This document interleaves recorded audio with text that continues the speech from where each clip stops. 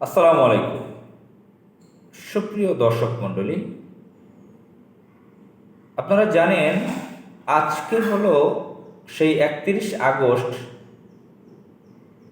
বাংলাদেশে যে অবৈধ সরকারটি রয়েছে, ইন্ডিয়ান মদতপুষ্ট ইন্ডিয়ান এজেন্ট, বর্তমানে যিনি অবৈধ প্রধানমন্ত্রী লেডি লেন্দুদ্দর্চি গোপালী, তার খায়েশ হয়েছে তার পালিত কিছু কুকুর 14 দলের, তারা দাবি তুলেছে জামাত ইসলামীকে নিষিদ্ধ করতে হবে। তার পালিত একটা উগ্র কুকুর আইন মন্ত্রণালয়ের চেয়ারে বসা, সে মিডিয়ার কাছে, তাদের নিয়ন্ত্রিত মিডিয়াতে বলেছে জামাতকে সে নিষিদ্ধ করবে, নির্বাহী আদেশে তারা নিষিদ্ধ করবে। আজকে বুধবার 31 জুলাই, আজকে নাকি তারা তাদের নির্বাহী আদেশে তারা জামাত ইসলামীকে নিষিদ্ধ করবে। জামাত ইসলামী হলো বিশ্বের অত্যন্ত প্রভাবশালী একটি রাজনৈতিক দল। আমি এটা বিশ্বেরই বলবো, বিশ্বে এ ধরনের শক্তিশালী রাজনৈতিক দল খুব কম রয়েছে। 80 বছর বয়স হয়েছে এই দলটির, রাজনৈতিক দল এবং ইসলামিক সংগঠন। তাদের সামাজিক ব্যাপক কাজ রয়েছে, আন্তর্জাতিক পরিচয় রয়েছে, বহু আগে থেকেই তাদের সংসদে প্রতিনিধিত্ব আছে, তারা মানব কল্যাণে কাজ করে, জনপ্রতিনিধিত্ব তাদের সবসময় থাকে। অতি পরিচিত, অতি জনপ্রিয় একটি রাজনৈতিক দল। বর্তমানে বাংলাদেশে বলতে গেলে, বাংলাদেশে যে পরিস্থিতি চলছে, বাংলাদেশে অন্যান্য রাজনৈতিক দলগুলোর তো মেরুদণ্ড নেই, ব্যাকবোন নেই। অধিকাংশ রাজনৈতিক দলগুলোর নেতারা প্রতিবেশী দেশ ভারতের কাছে বিক্রি হয়ে গেছে। তাদের পরিবারতান্ত্রিক রাজনৈতিক দল, তাদের চেইন অফ কমান্ড খুব দুর্বল। তারা বিভিন্ন করাপ্টেড পার্সন, লোক দিয়ে রাজনৈতিক দল গঠন করেছে। চরিত্রহীন ব্যক্তিরা রাজনৈতিক দলের নেতা।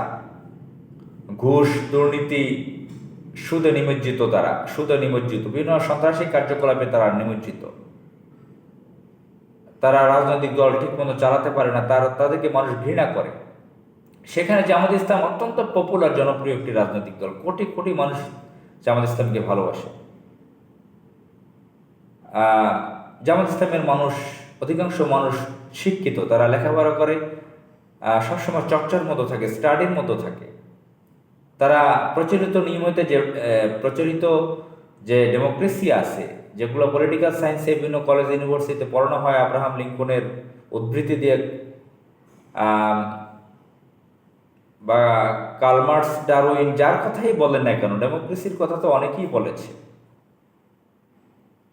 প্রচলিত যে স্ট্রাকচারটা রয়েছে ডেমোক্রেসির,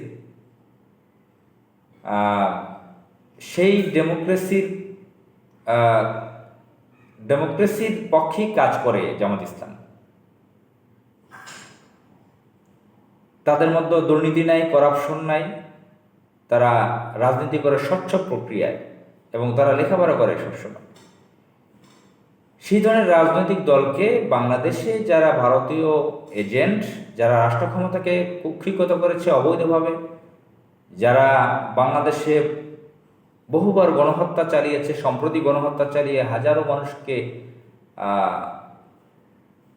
নিহত করেছে, হত্যা করেছে, লক্ষ লক্ষ মানুষকে আহত করেছে, রক্ত ঝরিয়েছে, সেই অবৈধ, ধিকৃত, ঘৃণিত, সে অসভ্য বর্বর আওয়ামীরা, তারা জামাত ইসলামকে নিষিদ্ধ ঘোষণা দেওয়ার হিম্মত দেখায়, সাহস দেখায়, দুঃসাহস দেখায়।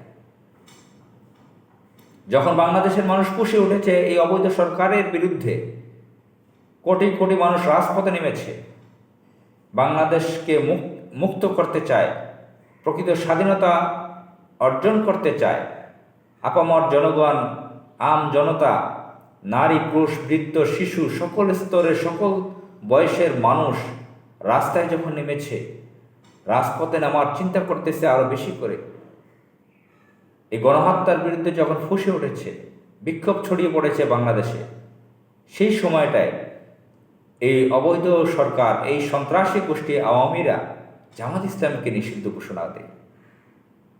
বাংলাদেশের মানুষ ওদেরকেই তো নিষিদ্ধ ঘোষণা করেছে।